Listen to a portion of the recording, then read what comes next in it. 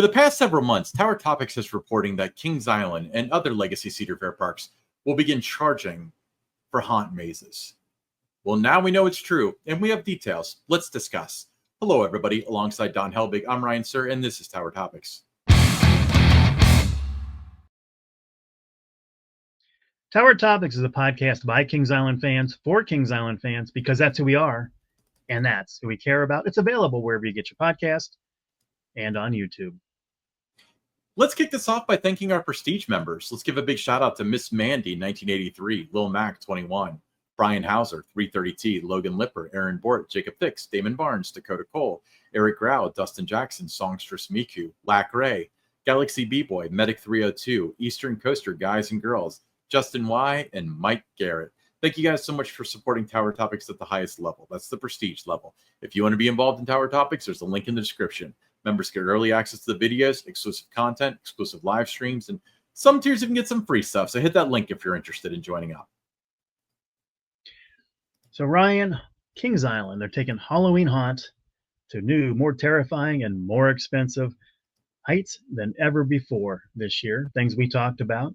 You mentioned at the top, that we kept saying this is the year that all the haunt mazes are going to be an upcharge. Everyone scoffed at it, told us Tower Topics was wrong. Nobody has come back and told us Tower Topics was right, but this is the way it is. And Ryan, how do you feel about it? I think that it's going to be interesting to see how it goes. I've made it very clear that if they're going to charge a price for a premium experience, I'm okay with that. I think that the old houses are lame, and, I don't always go through them every year because I've been through them dozens of times. So for a few bucks, if I can get a new experience that's more intense, then I'm willing to do it. Now, the reaction has been exactly what I thought it would be, where you get, you get people like us. I think you and I have the same take as me, where it's like, okay, the Conjuring, that's a premium experience. They say it's going to be pretty cool. Let's see. If it's really cool, then it's worth it. If not, then we won't make that mistake again. Yeah, but that's a separate charge to the other charge. We'll get into that. But I'm talking about the sentiment. And of course, You get the people that are like, I can't believe that I bought my pass and they told me that haunt was included. And yeah, I can get into haunt, but I can't get into the mazes. And I think that, granted, technically they said this and that, whatever. I think that their sentiment is completely understandable because every other year for the past 20 or so years, they've gotten the mazes included.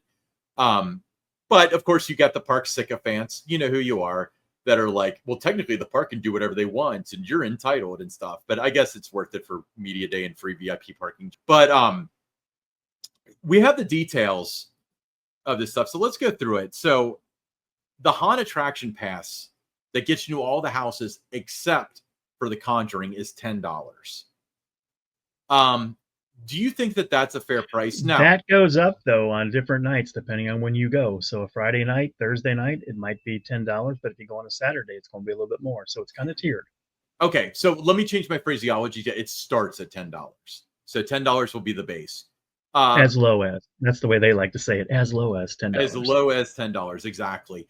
Now, the new maze that's in there, I have to look up the name. But that's included in that $10, but the Conjuring is not. And that's what kind of puts me on the fence, because if it was $10 for the same old mazes, then no, absolutely not. But they throw in the new one, or Order of the Dragon, and I'm actually rather interested in that. So I'm willing to look past it. I'm paying for Madame Fate. Well, not Madame Fatales. That's going away. I'm paying for Killmart in exchange for getting to go through Order of the Dragon. Yeah, and Slaughterhouse and a couple of the other returners there. Yeah, okay. Alien Abyss, Cornered. Yeah, so looking at the Haunted Attractions Express Pass, which is interesting because they've never used the term Express Pass before. That's usually, done for Universal. That starts at $29, as low as $29. So that one, that's going to depend on how busy it is really. So 29, let's act like $29 is the price. First of all, the freight lane that was offered by Kings Island was $50 to start minimum. So you got that going for you. This includes one time through the Conjuring. So with the Conjuring, spoiler alert, starts at $15. That actually sounds like kind of a heck of a deal. Assuming Conjuring's 15, so that means your express pass is another 15. That's almost a no-brainer. Yeah, Ryan, it's well, first of all, we did try to warn everybody this was coming, so it shouldn't really have been a surprise if you're a listener to Tower Topics. But I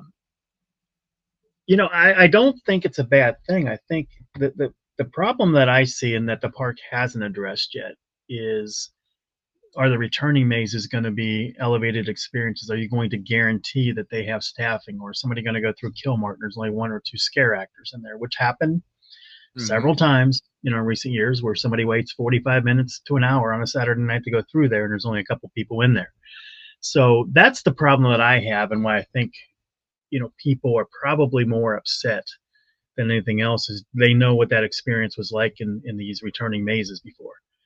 And they're worried that it's going to be the same thing that they've experienced, and then now they have to pay for this. But if the park were to come out, and when they did all of this, instead of just slapping all the different products and everything out there, and had they, put something on their blog, shared on social media, a little more storytelling in that, and kind of said, the experience, it's not going to be the Killmart that you've experienced in the past. It's not going to be the Hotel St. Michel. It's not going to be the Alien Abyss. It's going to be an elevated experience. We're going to, have more scare actors in there. I think if they'd made those kind of assurances, I don't think anybody would have, or not nobody, but you wouldn't have as much backlash as they're getting right now, because the way it appears, the narrative is, we're paying to experience the same things we did before.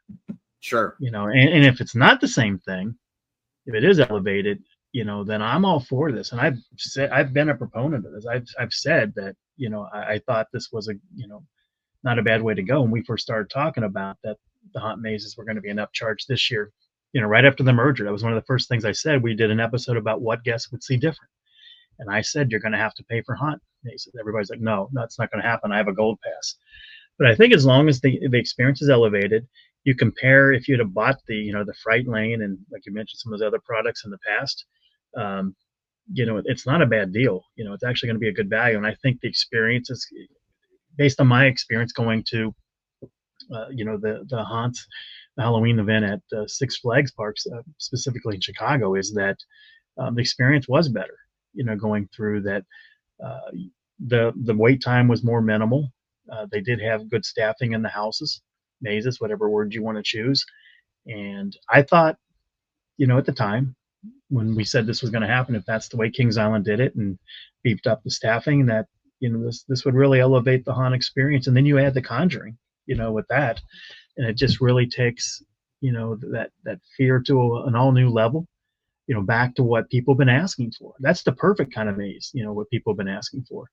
This is something that haunt has been missing for years. Really, they've never had anything to this kind of a level. And I think that is something that, is going to make haunt a must do, this fall. You're going to want to do this. I mean, yeah, it's going to cost you, but you want to do it. You're going to have that fear of missing out if you don't. Yeah. So now to clarify, we don't have a whole bunch of information on the Conjuring Beyond Fear, but it sounds like it's not going to be your typical maze, because they're labeling it as an experience, interactive small group experience through iconic scenes with the movie franchise, next level horror experience, and it does not include park admission. I guess I could have read that too, but they really need to hit a home run with this, because they need people to go to their friends. They need us to say, the Conjuring is next level. This shows what they can do. This upcharge is worth it.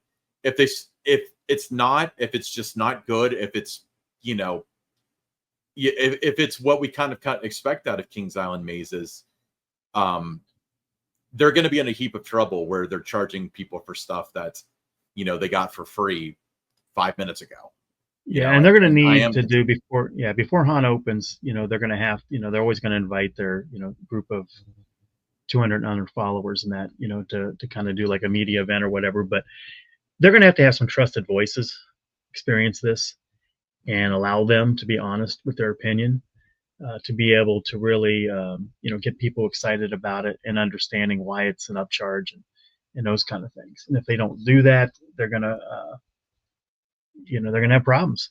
There's going to be a lot of nights where the ticket sales just aren't what they thought they should be.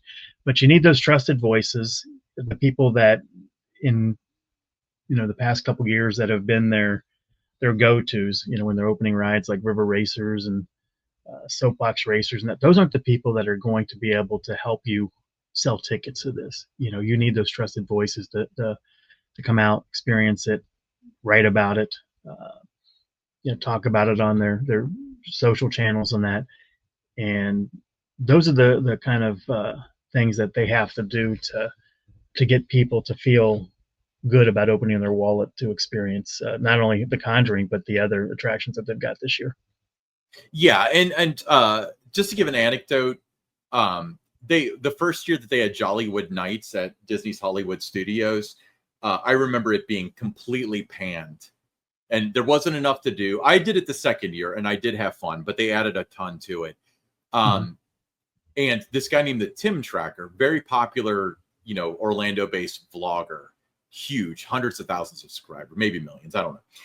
And so he went to it and he did the whole experience. And his video came out after word started to get out that it was like, not really worth it. They're charging almost $200. Like, they're crazy for charging that. And he went around and, ate all they had a media day and he ate all the food and he did all the shows and stuff. And he was like, yeah, I would recommend this. I think it's well worth it. Yeah, I had a really good time. And first of all, he lost subscribers for that video, and his comments were flooded with, of course you'd recommend it. You got to do it for free. If you had to shell out $200, what would your opinion be?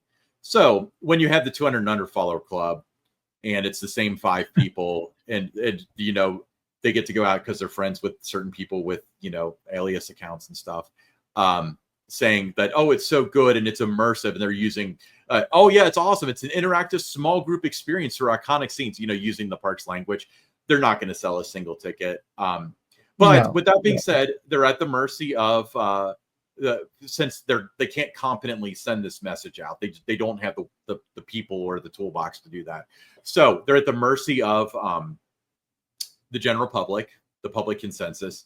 So after the first weekend, I guess you and I can hop on here and we can say, yes, the haunted attraction pass is worth it. Yes, the Conjuring's worth it. Or just get the Conjuring pass. The rest of the mazes are the same. Don't waste your $10. Yeah, and And I'm I mean, gonna, not only talk about it here with you, Ryan, on Tower Topics. We'll discuss it, but also, within the Facebook group that we have for Tower Topics, there'll be a lot of conversations there.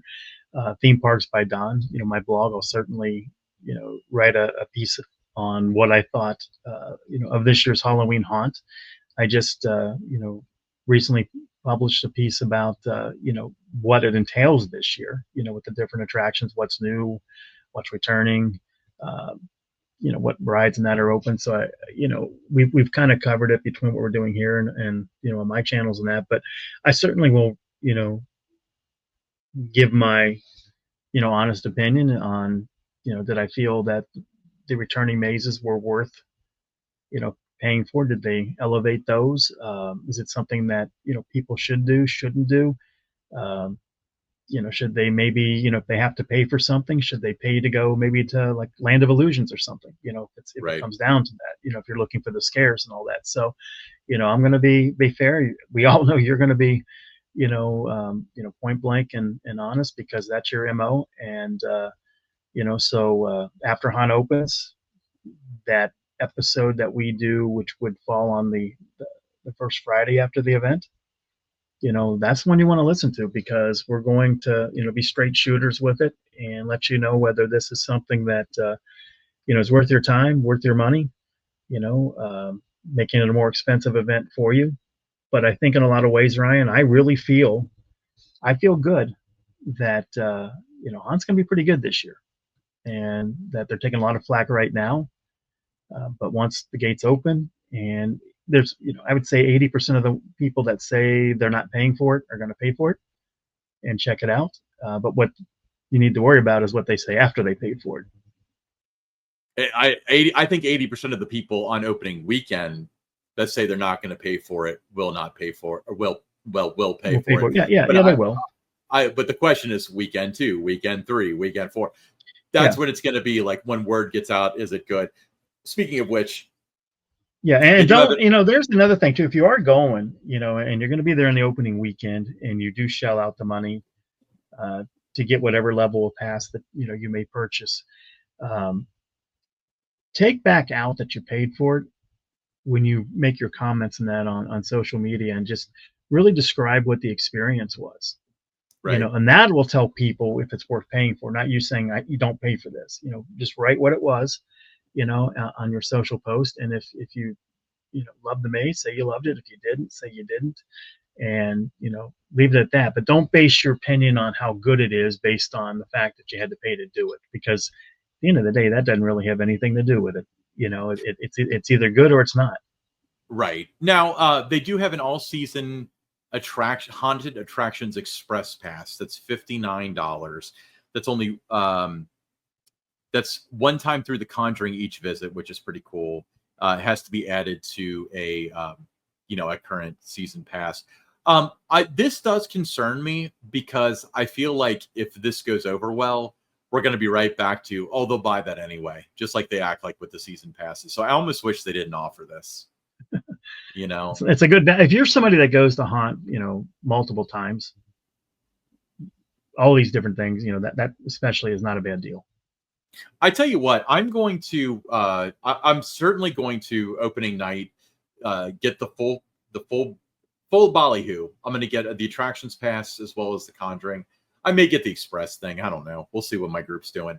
And if it's really good, and if it's like, you know what, I will want to do the Conjuring again tomorrow, I'll buy this pass. But I don't blindly trust them enough to buy the pass without sampling the milk. Let's put it that way. I agree too that you shouldn't, there's a lot of blind faith out there, that we've seen with people already saying that they bought this ready to go. You don't know if that's, the same mazes that, that you've experienced before. The level's going to be the same, or it's going to be improved. And you're right. That opening night's going to tell you if if it's worth the investment to spend more. Yeah, and I'm just going to mention this since it's on screen. The one product that ruined Haunt for the past 15 years is the Boo necklace. It's $18.99, and I just think it's funny because I believe when it came out, it was $8.99 when they first came out. I was just going to say, Ryan, that was about $8.99. I was just going to say that of all the things, and people talk about the ticket prices, how much they've jumped. This thing's been what, $10, $11 more now than it ever was before. It's a nice little souvenir, but I don't like. I always felt that if you came to Halloween Haunt, you were in the event. You're in that world. And you paid to go in. And I think the no boo has ruined the experience for a lot of people, because you could be walking down the midway or through a scare zone, and maybe somebody with no boo was like 6 feet away from you, and they back off. And I just think that it's really detracted from the experience. But it's a revenue generator, so it's here to stay. Yeah. So let us know in the comments. What are your thoughts on this? If you do plan to either buy the season-long express or the individual ticket or just the Conjuring, I want to hear all about it, and I want to know why. Are you boycotting Haunt? Are you going to go just for the rides? I've heard a lot of that too. Let us know in the comments. Definitely let us know. Yeah, and Halloween Haunt right now, it's Fridays and Saturdays and select Thursdays and Sundays, September 19th to November 1st. Now, I feel that the Thursday nights, well, they're on the calendar right now. That's something to keep an eye on. There's been dates across the chain that have, quietly been taken off websites and mobile apps, with the calendar net. So keep an eye on that, because I don't know that, that they didn't put that out there before figuring out, do we have enough staffing and everything to run this event. So if you're calling it Halloween Haunt, they're expecting it to be the same thing on a Thursday night that it is on a Friday night. And if it's not, because we can only have half the rides open that are normally open because of staffing, or some of the mazes aren't going to be fully staffed, and that they're going to have a problem. And I think that they put that out there before they really figured out, what this looks like. So I won't be surprised if the Thursday nights, you know, come off the board. A couple of them do, or all of them do. I think that I think the last maybe 2 weekends they should do Thursday, Friday, Saturday, Sunday. I think that's what I would do rather than doing the whole month of October. But with that being said, they're still on there as of this recording, so make sure you watch it. Don't book a hotel for a Thursday night. No, don't do that. But I just wonder how that experience is going to be, because it's a school night. So a lot of the teenagers can't be there past a certain time, like past 9 o'clock at night and stuff. So I just wonder how they're going to do that, unless they hire a bunch of people. And if it's called Halloween Haunt, guests expect it to be Halloween Haunt. Not coming through and seeing restaurants closed, rides not open, and some of the mazes not fully staffed, or some of them not even open. So I think there's a lot to see what's going to happen, and I just to me I you're right. Don't book a hotel yet. Yeah. And make sure you check the app, because they're most certainly not going to publicly announce that they change it. They'll quietly change it on the app, because that's their mantra. Tom, let's move on to a segment we like to call Buy or Sell. Mm-hmm. Buy or sell. Kings Island will retire Congo Falls and Vertigo and demolish Timberwolf after the 2025 season to make way for a new record-breaking dive coaster in 2028, named and themed to the DC universe. Buy or sell. Well, this is a little complicated, because you're talking about 2028. You're talking about retiring, multiple rides there, getting rid of but that would be a perfect spot for it, wouldn't it? Big, gigantic dive coaster. I always thought I would love a wing coaster there. I think that make it a wing coaster and make it look like the whatever Batman's aircraft is called. I can't think of it off the top of my head. Imagine that, and have it's launched so it goes vertical and then it turns towards the parking lot, so you get that silhouette. That would be cool. If we get a dive coaster, I feel like the more appropriate spot would be in the vortex plot. But yes, for a dive coaster, I do. One other thing to think about when everybody's talking about taking out Timberwolf and putting a coaster in that runs back there, is now you're on the other side of the park, and across the road you've got you're near housing in Kings Mills. So is the noise level going to be something where this can't run on a hunt night until midnight? Is there going to be a lot of issues with that? So I don't know. I'm going. Gosh, I'm going to sell that all three of those things happen. Because that's why I'm selling, because I don't see all three of those things aligning and happening at the end of the 2026. I mean, at the end of 2025. Is that what it said? Did it say 2025 it's going to be, or 2026? Congo and Vertigo and Timberwolf would be removed after 2025, and the dive coaster would come in 2028. Okay, that's why I'm going to say sell, because I don't see right now. I don't see all of that coming together right after 2025. I could see something where maybe the two rides go, but not Timberwolf yet. I could see Timberwolf, they start out there, and then so I don't know. I just think there's too many pieces of the puzzle that would all have to fit at the same exact time. So I'm going to sell. I'm going to sell just because he has way too many details. But I will say this: Congo and Vertigo, Timberwolf. I love in Vertigo. I couldn't care less about Congo, and if they're not going to use Timberwolf, get rid of it. Regardless, that is a perfect plot. I mean, you mentioned the noise thing. I never really thought about that. But with that being said, that is the perfect plot of land right in the front of the park, postcard worthy. I would like a wing coaster over the dive coaster in that location.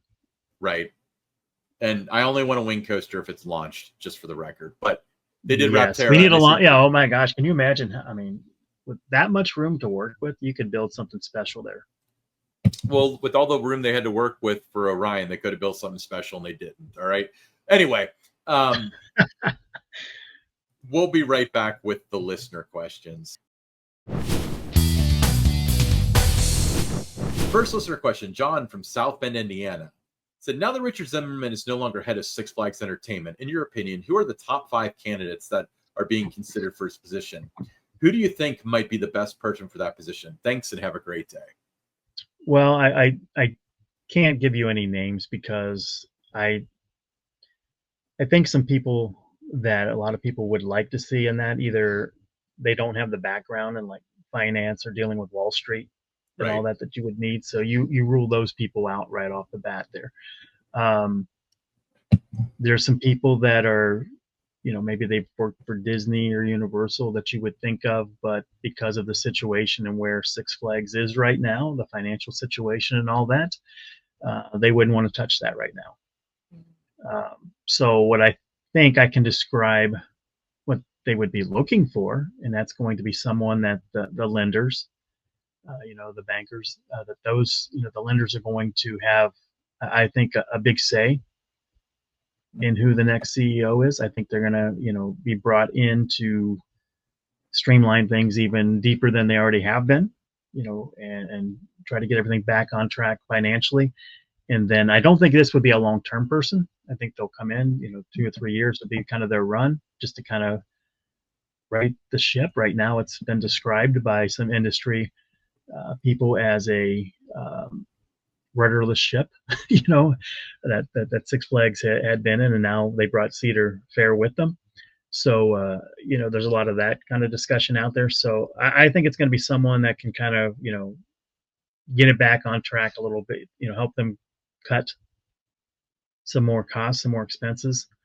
And the next CEO after them will be the one that will be the more the long-term person. That's just my thoughts. You are shockingly correct.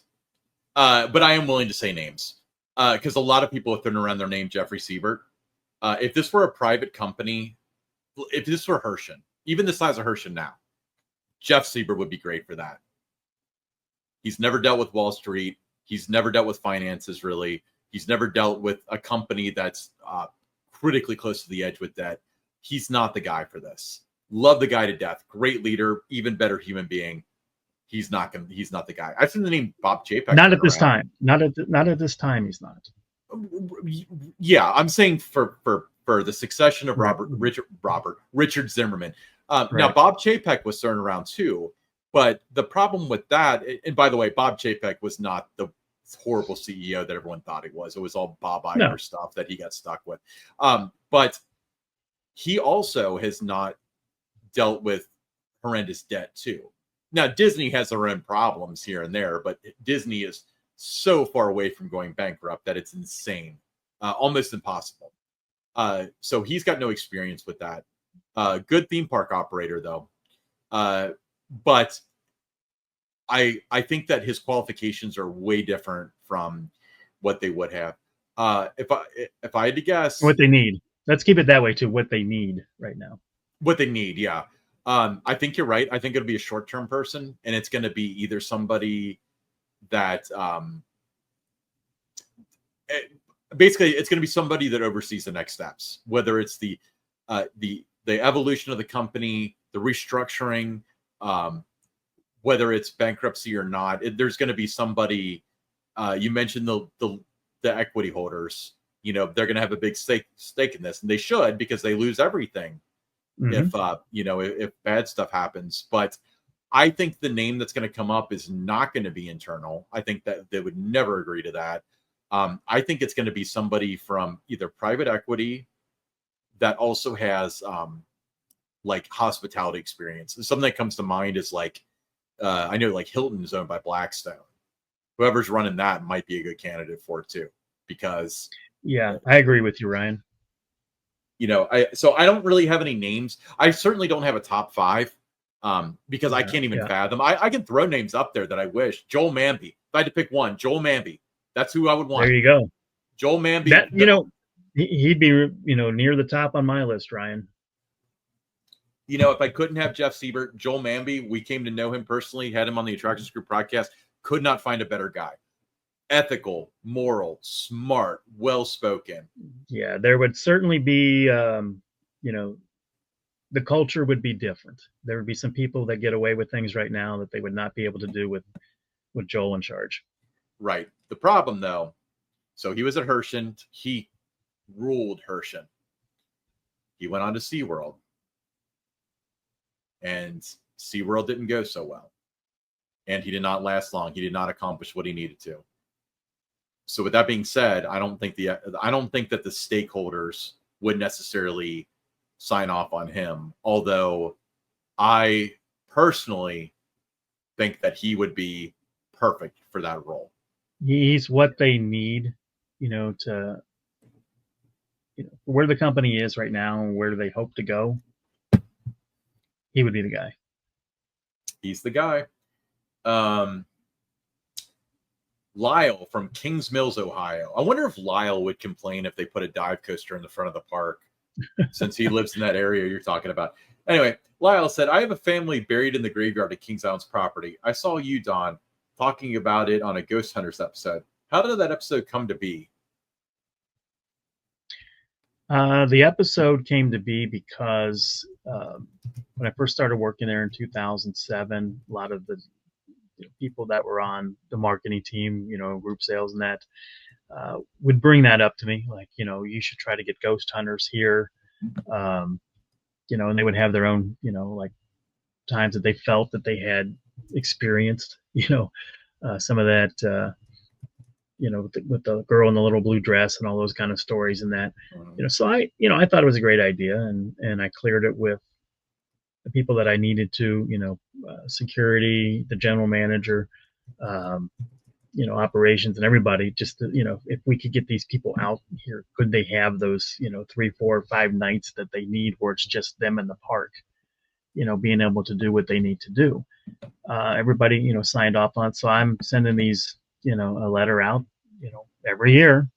Hey, you should come out to Kings Island. I thought, for me, it made sense because remember the Scooby-Doo episodes, they always seem to be in a haunted theme park, right? So I thought this was a natural tie-in for them, and, never heard back, from them at all. And then, after, I'd say 4 years, I think, of writing letters to them, the year I wasn't going to write a letter to them, my phone rings.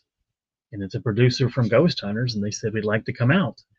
And we worked out a time to come out where the park wasn't open. Daily operations had stopped for the year, and worked it out that way. But they were really good to work with. They did exactly what they said they were going to do. Stayed where they were supposed to, didn't get into any kind of restricted areas or anything like that. Everybody felt good at the park. With who these people were, and that were involved with it, and that's how the episode kind of came to be. And if you want to see the full story, if you're on a mobile device especially, there's a link that's going to be above Don's head about an episode we did towards the beginning. All of our graphics and stuff were all different, where we actually talked about that episode of Ghost Hunter, so go check that out. We should do like the parks do. We should retire some of those old episodes so nobody sees them because they're cringe-worthy, Ryan. When we first started this with our old software and stuff. I'm proud of the progress we've made, so let's keep it. Okay. Jenny from Ashtabula, Ohio. Does that sound right? Ashtabula, Ohio. Jenny said, I have no idea where that is. I don't either. Kings Island's my happy place. What is it about Kings Island that makes it a happy place for each of you? That's a good question too. I think for me, it's become like the nostalgia. Every time I'm there, it brings back a lot of memories. Childhood memories in the '70s. My teen years and in the the '80s, and then moving into the adult years and stuff. Spending time there, with my daughter from the time that she was old enough to start riding things, and so that nostalgia, just looking around the park, rides that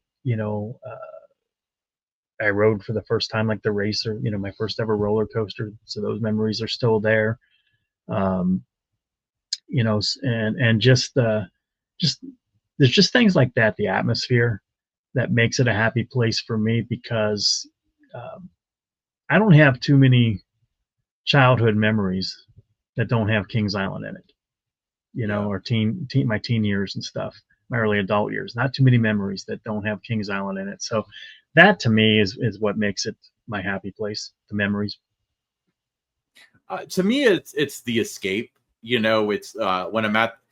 Well, when I was younger, it represented summer, and there's no school, and there's no homework, and all that. But I think as an adult, I go to the park rather often, and I really don't do a lot. Like I'll maybe ride one ride, maybe see one show. I mean, recently there hasn't been a lot of shows to see, but for me, it's like the town square. That's me and my friends meet there. Sometimes we meet there and we don't make it past International Street and we go somewhere else.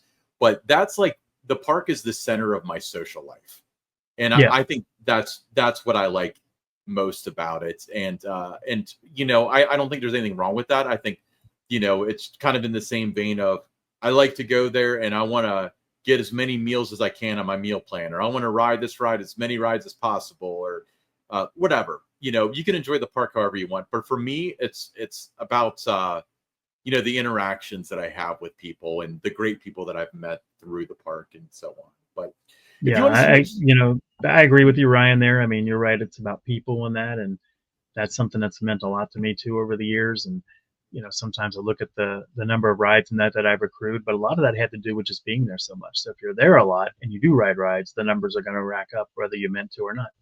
right? If you've got your own questions, send them to hosts@towertopics.com. That's hosts@towertopics.com. Your first name, the city you're from, as well as your question. Hopefully, you can feature on the show. Want to do something a little bit more millennial, as they call it? You can send us a text or a voicemail at 513-399-7538. That's 513-399-7538. If you text us, we'll read your question just like we did. If you leave us a voicemail, we might play it on the show. Do something different. And while you're playing on the internet, if you're interested in a Tower Topics t-shirt, they are available, $22. They come in a wicked green. If you want to, just send us an email, hosts@towertopics.com. That might sound familiar to you. Just send your name, your shipping address, and the size. We'll send you a QR code. We do all the transaction through Venmo, and then we'll get that shirt out to you as quickly as possible once the payment goes through. That's $22. That includes your shipping. We have a Facebook group. Don, tell them about it. Well, I'm very excited about the growth that we've had on our Facebook group. It's it's a safe place for everybody. You can voice your opinions about the park. However strong they might be. Positive, negative. We don't need people in there that are just there to be negative all the time. But if you have a bad experience and you can share that, other people can answer questions for you. There's a lot of questions about how the pass works, how the renewals work. There's people in that community now on our Facebook group that can help you, answer a lot of your questions in that. So we're looking for, something that, builds a community, camaraderie, an opportunity for other Kings Island fans to meet people that have the shared interests, the shared passions in that. So just search for it. It's, Tower Topics on Facebook, and, just join the group. Yep. And then one last thing, our third host, Noah, he's our field reporter. He's the coolest. I don't know. I think he's like 8. I always get his age wrong, but he's got his own YouTube channel. He's trying to make it grow. He just sent me a little message on Facebook saying he had 50 subscribers, so he can go live now. So if you're the big fans of Tower Topics and you want to follow our third leg, Noah, search for Noah the Field Reporter on YouTube and give him a follow. I'm Ryan Sir. That's Don Helbig. This is Tower Topics.